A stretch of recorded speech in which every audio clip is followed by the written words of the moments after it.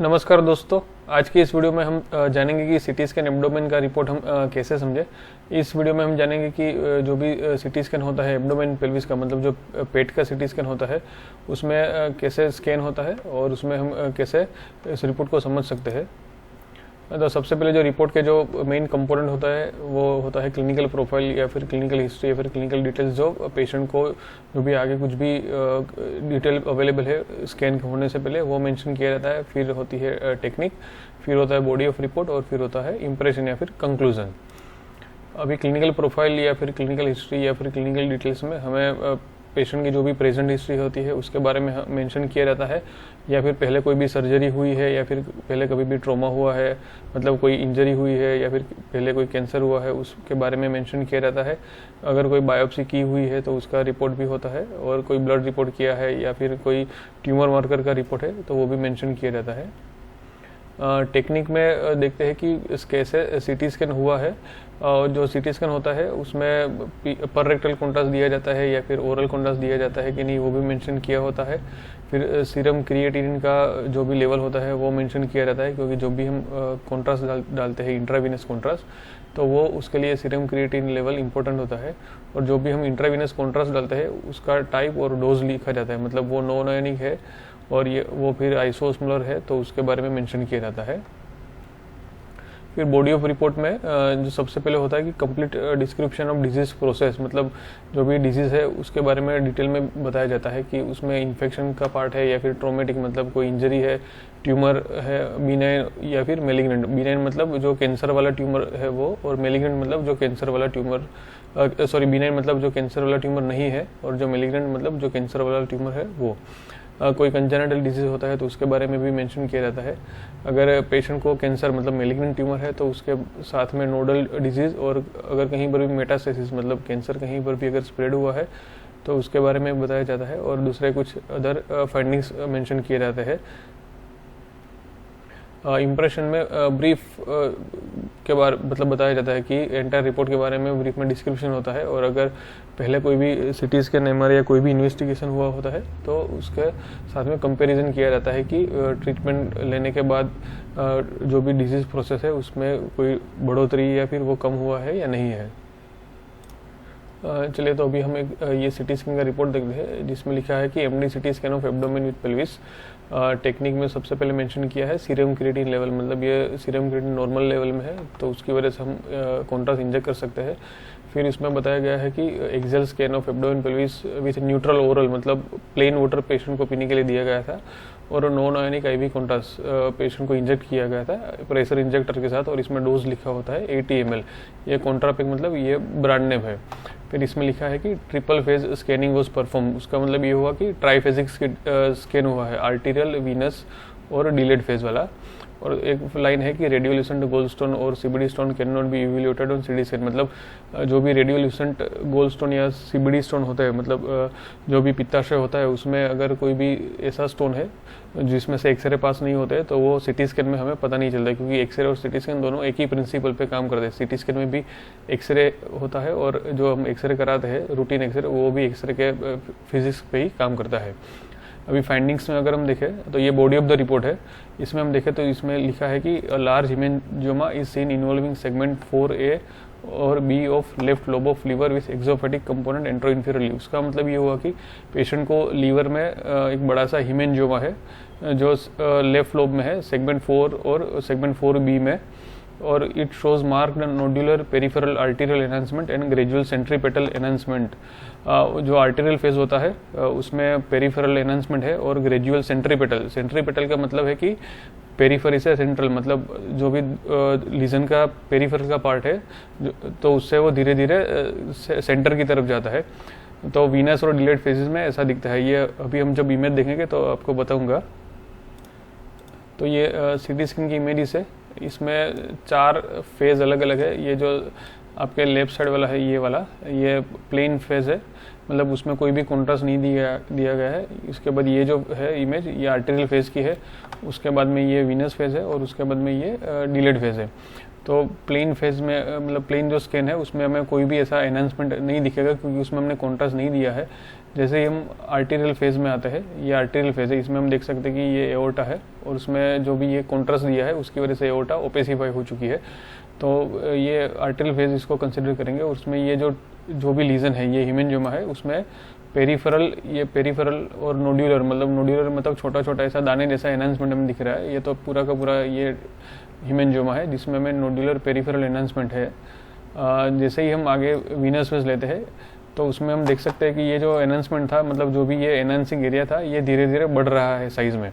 तो उसका मतलब ये हुआ कि ये सेंट्रीपेटल मतलब टुवर्ड्स सेंट्रल एनहांसमेंट है।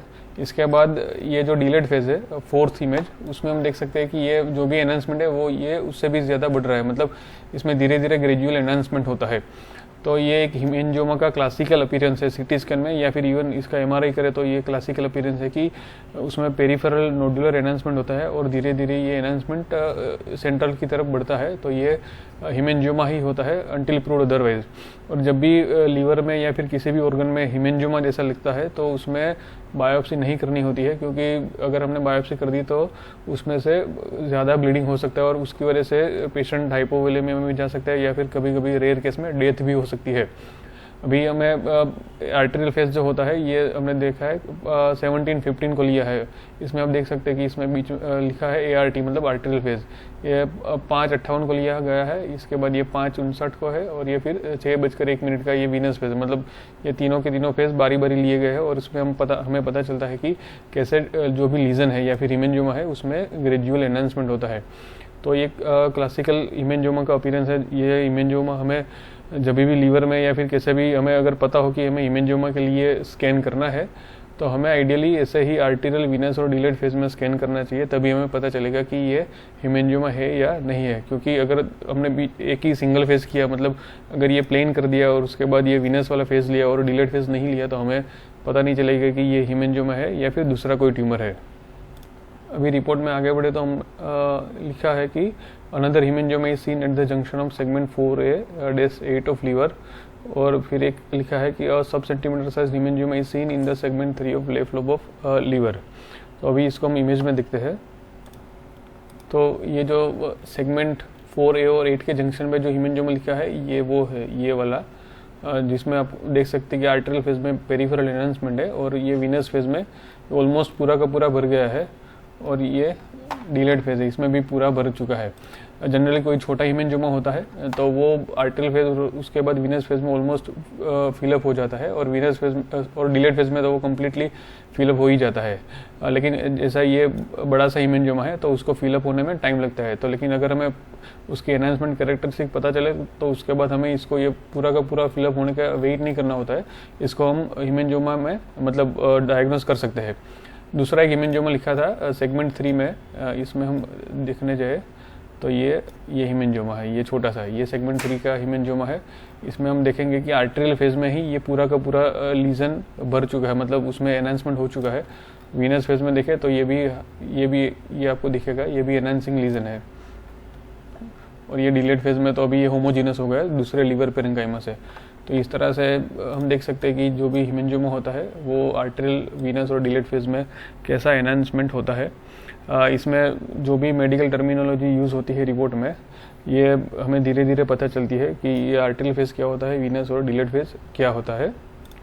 अभी ये सीटी स्कैन का जो कंक्लूजन है उसमें हम देखने जाए तो लिखा है कि हिपेटिक हिमेंजियोमाज मतलब 3 हिमेंजियोमा है, इसलिए hepatic hemangiomas with extension and mass effect by segment 4 lesion as describe. उसका मतलब ये हुआ कि जो भी 3 हिमेंजियोमा है उसमें से जो मास इफेक्ट किया गया है वो सेगमेंट 4 में जो हिमेंजियोमा है उसकी वजह से है, क्योंकि उसकी साइज़ बड़ी है। इसकी साइज़ हम देखने जाए तो ये 7/13/13.4 सेंटीमीटर जितना है। तो ये जो हिमेंजियोमा है ये सेगमेंट 4 में है, 4A और 4B में, और इसकी साइज़ करीब 7/13/13 सेंटीमीटर जितनी है। तो ये पूरा का पूरा हिमेंजियोमा है 13 सेंटीमीटर का, और उसकी वजह से उसने जो भी ये एक्सटेंशन है या जो भी इसके बाजू के स्ट्रक्चर में एबटमेंट है उसके बारे में बताया गया है। जनरली हिमेंजियोमा में आजू बाजू के स्ट्रक्चर में कोई इन्वेजन नहीं होता है, खाली मास इफेक्ट या फिर एबटमेंट, मतलब उसमें वो टच होता है लेकिन उसमें वो मतलब ट्यूमर इन्वेड नहीं होता है। अब हम देखते हैं कि ये हिपेटिक हिमेंजियोमा क्या होता है।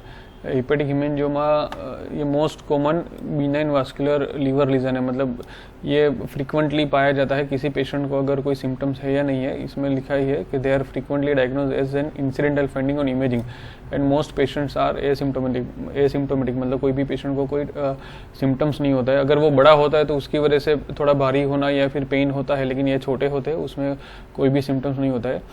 From a radiologic perspective it is important to differentiate hemangiomas from hepatic malignancy. इसका मतलब ये हुआ कि हमें हीमेंजियोमा को डिफरेंशिएट करना है दूसरी हिपेटिक मेलिग्नेंसी से, क्योंकि अगर वो हिपेटिक मेलिग्नेंसी या फिर हिपेटिक कैंसर है तो उसकी ट्रीटमेंट अलग से होगी और हीमेंजियोमा में ट्रीटमेंट अलग से होगी। अगर वो छोटा है तो उसमें तो कोई ट्रीटमेंट की ज़रूरत भी नहीं है।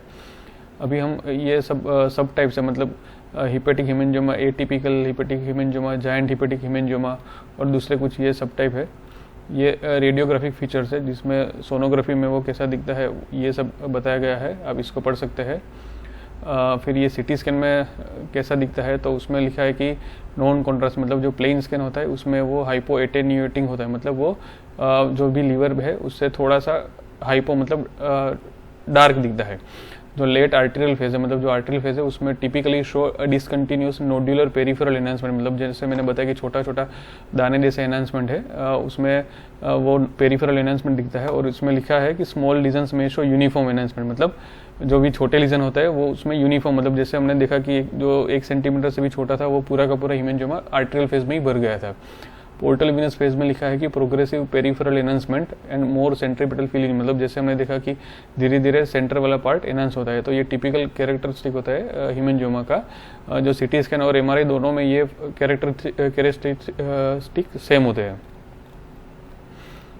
डिफरेंशियल डायग्नोसिस, मतलब अगर ये हीमेंजियोमा नहीं होता है तो दूसरा क्या हो सकता है ये सब बताया जाता है कि जैसे फोकल हिपेटिक स्टेटोसिस होता है, हिपेटिक मेटास्टेसिस, हिपेटोसेल्युलर कार्सिनोमा। इसमें सबसे जो मोस्ट कॉमन होता है वो होता है हिपेटोसेल्युलर कार्सिनोमा, क्योंकि हमने देखा है कि कभी कभी छोटा सा हिपेटोसेल्युलर कार्सिनोमा होता है और वो हीमेंजियोमा होता है, उसमें कभी कभी वो मिस डायग्नोस हो जाता है और जो हिपेटोसेल्युलर कार्सिनोमा होता है उसको हीमेंजियोमा में डायग्नोस मतलब करके फिर वो उसको पेशेंट को छोड़ देते हैं और धीरे धीरे वो बढ़ जाता है और फिर ऐसे स्टेज में आ जाता है कि तब पेशेंट की शायद ट्रीटमेंट पॉसिबल ना हो। तो ये हीमेंजियोमा को हिपेटोसेल्युलर कार्सिनोमा से डिफरेंशिएट करना बहुत ही इंपॉर्टेंट है।